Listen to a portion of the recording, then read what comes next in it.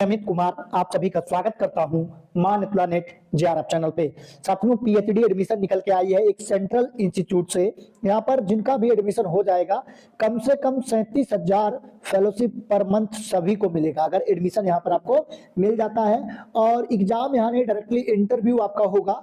ठीक है, तो ये आपके लिए शानदार मौका है। 26 मार्च तक इसका लास्ट डेट है, आप इसको अप्लाई कर सकते हो। साथियों, वीडियो में आगे बढ़ने से पहले आप लोगों को एक जरूरी सूचना देना चाहूंगा कि हम यहाँ पर सिर्फ आपको एप्लीकेशन के बारे में नहीं बताते हैं, नोटिफिकेशन के बारे में, आवेदन करने से लेकर एडमिशन तक हम आपका हेल्प करते हैं। जैसे ही आप आवेदन करते हो, सबसे जरूरी काम आपके लिए ये हो जाता है कि एक अच्छा सा टॉपिक चूज करके एक रिसर्च प्रपोजल बनाना। तो अगर आपको टॉपिक चूज करने में और प्रपोजल बनाने में आपको प्रॉब्लम हो रही है तो स्क्रीन पर आपको हमारा व्हाट्सएप नंबर शो हो रहा है, आप चाहे तो इसके ऊपर मैसेज कर सकते हैं या कॉल कर सकते हैं साथियों। ठीक है, और यहाँ पे आपको इंटरव्यू प्रिपरेशन में भी एक बार जब प्रपोजल आप बना लेते हैं तो आपके प्रपोजल से इंटरव्यू में क्या सवाल पूछे जा सकते हैं और उसका जवाब कैसे देना है, इन सभी चीजों में हम यहाँ पर आपको हेल्प करते हैं। तो साथियों, ये आपका अपना चैनल है और पीएचडी एडमिशन से रिलेटेड अगर आपको कोई भी प्रॉब्लम है तो आप जरूर व्हाट्सएप नंबर पे मैसेज या कॉल करें, क्योंकि आप लोगों के सहयोग और प्यार की वजह से आज हमारा ये जो चैनल है 50,000 लोगों का परिवार कुछ दिनों में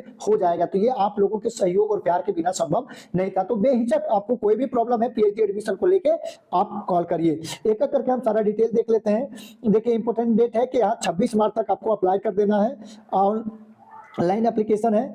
और देखिए कौन कौन लोग यहाँ पे एलिजिबल होंगे, तो जिनका पीजी में 55% मार्क्स है, और जैसा कि आपको पता है कि सेंट्रल यूनिवर्सिटी में 5% छूट भी दिया जाता है एससी एसटी पीडब्ल्यूडी वाले को, तो वो 50% भी अगर उनका पोस्ट ग्रेजुएशन में है तो वो अप्लाई यहाँ पर कर सकते हैं, या 4 साल का ग्रेजुएशन किया है तो वो भी यहाँ पे अप्लाई कर सकते हैं। ठीक है, और सबसे मेन देखिए यहाँ पर जो फेलोशिप है, फाइनेंशियल सपोर्ट, तो देखिए यहाँ पर 37,000 पर मंथ का फाइनेंशियल सपोर्ट है।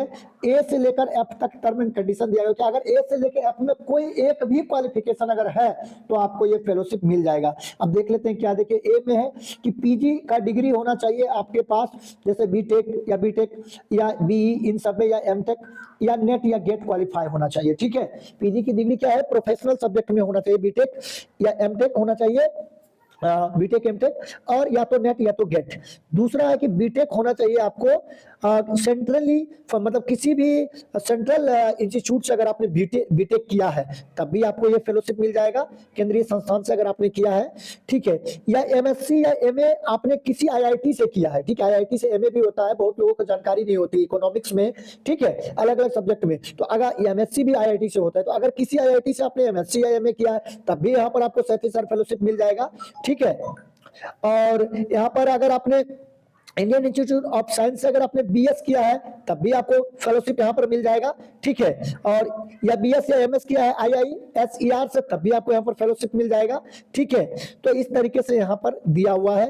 अब बीएस फ्रॉम आईआईएसईआर विथ मतलब कि 8 सीपीआई से आपने अगर किया है तब भी आपको यहाँ पर फेलोशिप मिल जाएगा। ठीक है, तो ये 37,000 से लेकर 42,000 तक भी आपका जा सकता है। तो इनमें से कोई एक भी क्वालिफिकेशन अगर है आपके पास ए से लेकर ई तक में, ठीक है, तो आपको यहाँ पर फेलोशिप मिल जाएगी। एडमिशन का प्रोसेस क्या है कि मोस्ट प्रोबेबली ऐसे तो डायरेक्ट यहाँ पे इंटरव्यू के लिए बुलाते हैं, बेसिस ऑफ एन इंटरव्यू। ठीक है, और अगर आवश्यकता पड़ती है तो कभी कभी रिटन टेस्ट ले लेते हैं, लेकिन ऐसे इंटरव्यू के बेस पे यहाँ पे सिलेक्शन आपका होगा। ठीक है, तो जो एडमिशन का प्रोसेस है, एप्लीकेशन क्या करना है, ऑनलाइन आपको अप्लाई करना है।